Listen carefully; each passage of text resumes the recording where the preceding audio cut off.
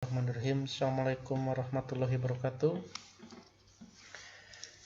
Untuk kali ini kita membahas tentang bagaimana perawatan bengkel otomotif untuk skala bengkel usaha menengah ke bawah.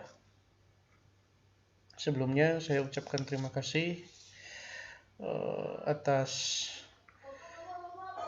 semuanya yang telah mengerjakan tugas Bapak. Ya, semoga diberikan kesehatan, keselamatan, dan panjang umur, serta diberikan kelancaran setiap segala usaha. Oke, kembali lagi ke materi. Untuk kompetisi dasarnya, yaitu kalian dapat mengidentifikasi penanganan limbah bengkel. Yang selanjutnya, kalian dapat memahami perawatan berkala pada bengkel. Mengenai menangani limbah, ya, oli bekas atau limbah cair dapat mengakibatkannya rusaknya ekosistem tanah dan kemudian air tanah. Skrap besi bekas, tromorem, dan lain-lain, limbah padat dapat mengotori lingkungan dan kecelakaan kerja. Oke, jadi gini ya, kebanyakan di bengkel-bengkel daerah ya, khususnya bukan bengkel-bengkel yang biasa, bukan termasuk bengkel resmi ya, seperti halnya bengkel resmi merek motor ya, baik Honda, Suzuki, Yamaha, dan lainnya. Mereka sudah mempunyai manajemen bagaimana menangani limbah seperti itu. Namun di bengkel-bengkel daerah sangat sulit ya ditemukan pengusaha atau pemilik dari bengkel tersebut bagaimana cara mengenai limbah, khususnya oli ya. Untuk oli biasanya dibuang begitu saja ya ke tanah, apalagi ke halaman. Kemudian skrap besi juga begitu banyak ya dibiarkan, yang seharusnya itu lebih baiknya itu ada yang namanya penampung atau penampang oli bekas, dimana oli bekas itu mungkin akan dapat dijual atau didaur ulang kembali oleh pengusaha oli bekas. Yang selanjutnya adalah sistem drainase bengkel. Bengkel yang baik adalah lantainya terbuat dari semen, plester, keramik, bertujuan agar tumpahan oli bekas, bahan bakar, dan berzat berbahaya lainnya tidak mencemari tanah. Fungsi dari drainase bengkel mengelokasikan tumpahan atau ceceran oli bekas atau zat berbahaya lainnya sebagai saluran pembuangan air pada saat pembersihan lantai, kemudian saluran untuk pembuangan air bekas pencucian alat-alat bengkel. Jadi gini ya, untuk sistem drainase, kalau bahasa daerahnya sih solokan ya, solokan kecil kan. Namun untuk bengkel-bengkel biasa lebih baiknya itu kan ada yang beralaskan tanah dan lain-lain, khususnya motor ya kan. Tapi lebih baiknya itu dia terbuat di plester, kemudian di keramik ya kan, standarnya di keramik. Kemudian setelah di keramik dia itu tidak datar lurus, namun agak sedikit sedikit turun tanahnya. Supaya apa?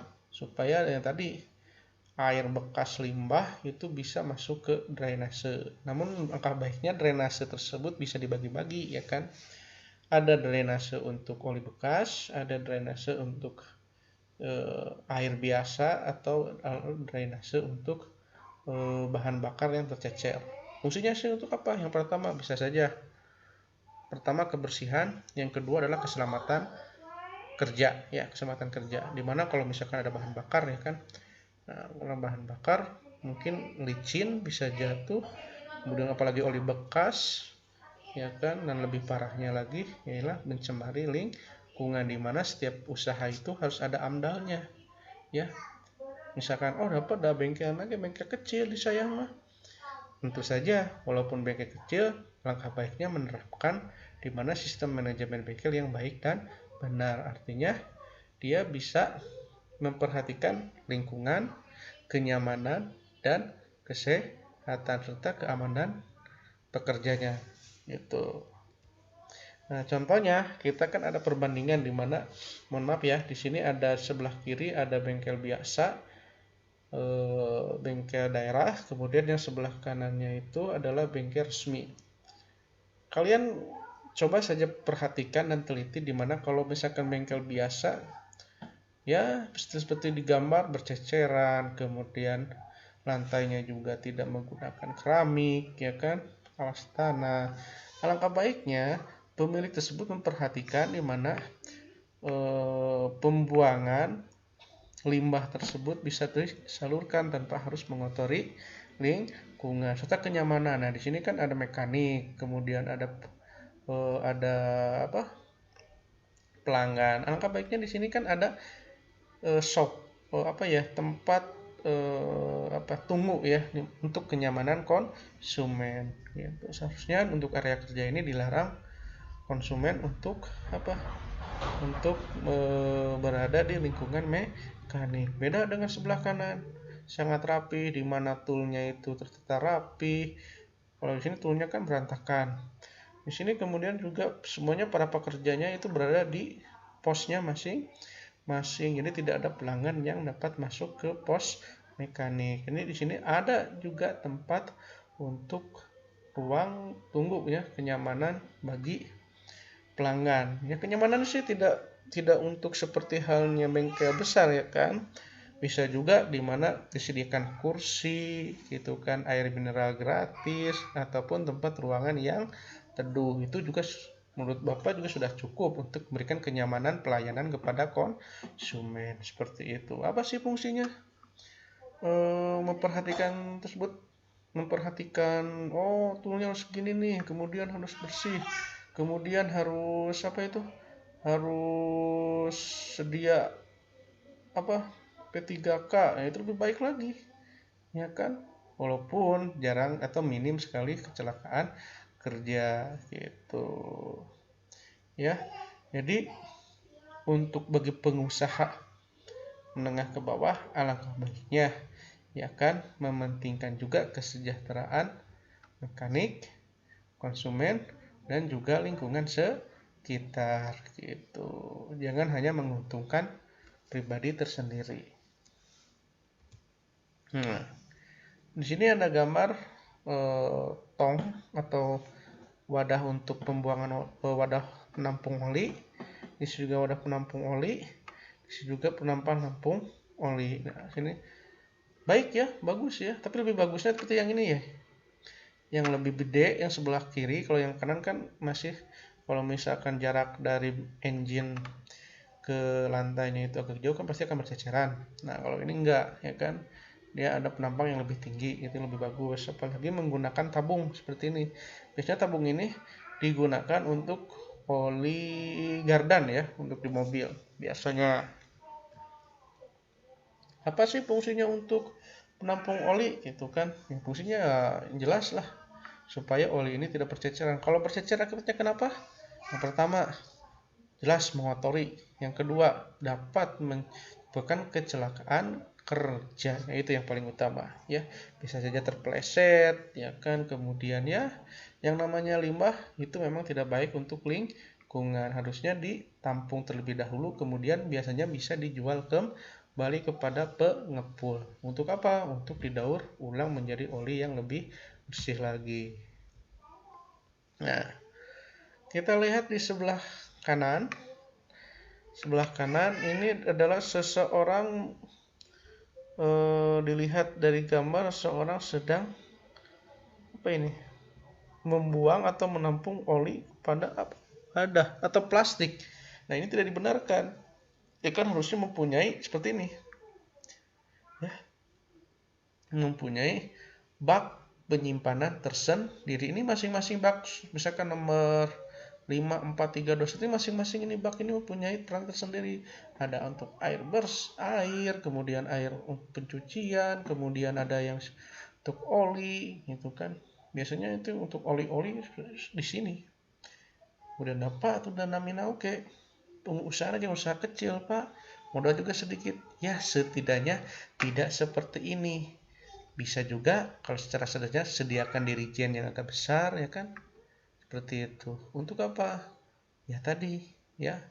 Untuk tidak mencemari lingkungan. Nah, bak penampung oli bekas untuk mencegah adanya tumpahan dan ceceran pada area kerja dan tidak menimbulkan pencemaran lingkungan. Yap, betul sekali yang tadi Bapak sudah jelaskan, kan fungsinya untuk apa? Bak penampang oli bekas. Kemudian menjaga kenyamanan bengkel. Yang pertama, cara mengelola limbah, kenyamanan konsumen, dan lingkungan yang patuh terhadap K3. Nah, lingkungan yang patuh terhadap K3. K3 itu apa? Keselamatan, kesehatan, kerja, ya kan? Nah, ini kita lihat ya. Seorang mekanik dengan berpakaian bersih, ya, dengan sepatu safety, aksesoris topi, kemudian jack stand untuk 1 unit motor, kemudian tool set untuk 1 unit motor, kemudian ada impact atau air ya atau udara tekanan tinggi untuk 1 motor gitu. Nah, kita lihat aja ya.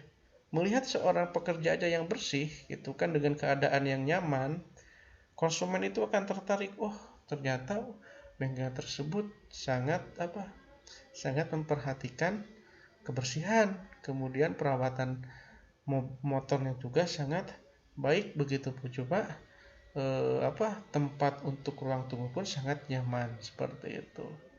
Ya, secara sederhananya kalau untuk bengkel biasa ya seperti tadi ya, disediakanlah tempat ruang duduk, ya kan. Kemudian para mekaniknya juga diperhatikan lagi, diberilah seragam untuk bisa menyeragamkan tempat usaha tersebut ya, supaya ada identitas.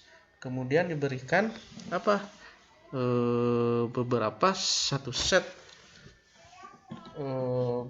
alat-alat ya tersendiri gitu, supaya tidak berceceran, dia mempunyai alat tersendiri ya. Nah, ini contoh ruang tunggunya ya kalau di bengkel resmi. Kalau untuk bengkel daerah ya disederhanakannya ya, supaya kalau disederhanakannya di tempat lah untuk berteduh gitu kan, supaya konsumen tidak berdiri, apalagi kalau memberikan sebuah air mineral gratis ya, atau bahasa nama aqua gelas ya, kenapa tidak ya, untuk menarik konsumen ya kan, bermodal sedikit untuk menarik konsumen supaya lebih nyaman. Kenyamanan ya memang lebih utama lah, dimana konsumen akan kembali lagi.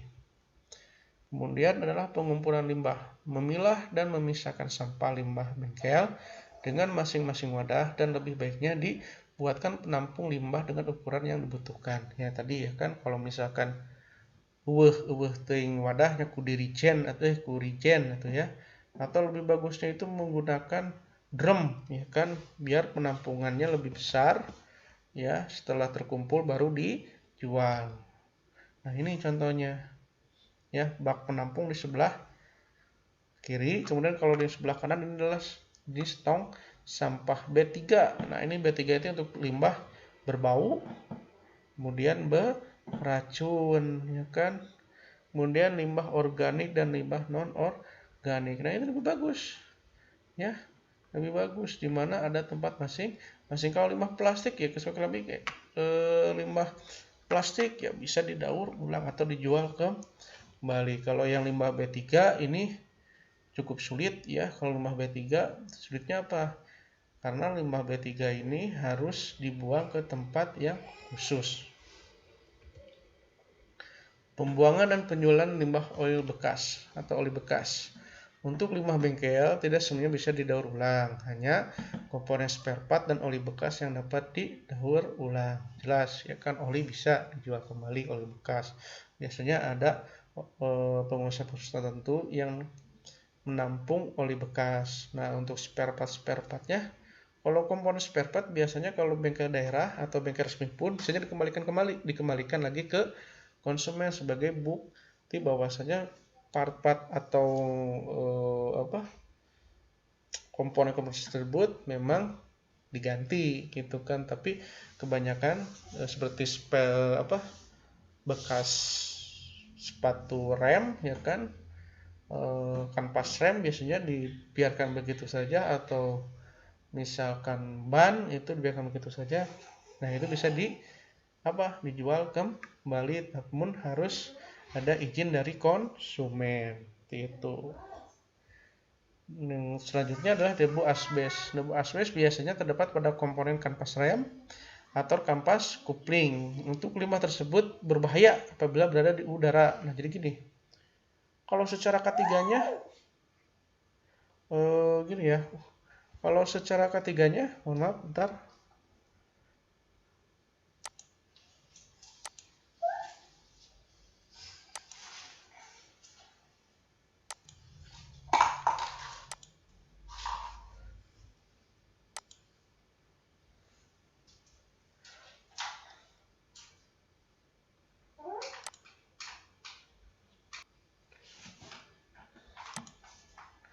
Oke, kembali lagi. Untuk limbah debu asbes ya kan. Bentar. Ya, biasanya kalau untuk kanvas rem atau kopling ya, biasanya menggunakan angin bertekanan tinggi. Namun harusnya itu tidak boleh ya kan. Kenapa? Karena limbah tersebut sangat sangat berbahaya bila terkena pertama saluran pernapasan ataupun indera penglihatan. Karena ya tadi ya kanvas rem itu terbuat dari karakteristiknya gesekan itu. Nah, cukup ya, sekian dari Bapak ya untuk materi hari ini tentang manajemen bengkel. Selanjutnya kalian tugasnya adalah untuk mengamati ya, melihat gimana bengkel-bengkel di sekitar kalian apakah sudah memenuhi standar manajemen bengkel yang baik. Itu kan, walaupun ada kekurangannya kalian catat. Kemudian apa sih pendapat kalian untuk bisa atau untuk mengubah image dari bengkel daerah itu lebih baik dan lebih nyaman, seperti itu ya. Terima kasih atas perhatiannya. Wassalamualaikum warahmatullahi wabarakatuh.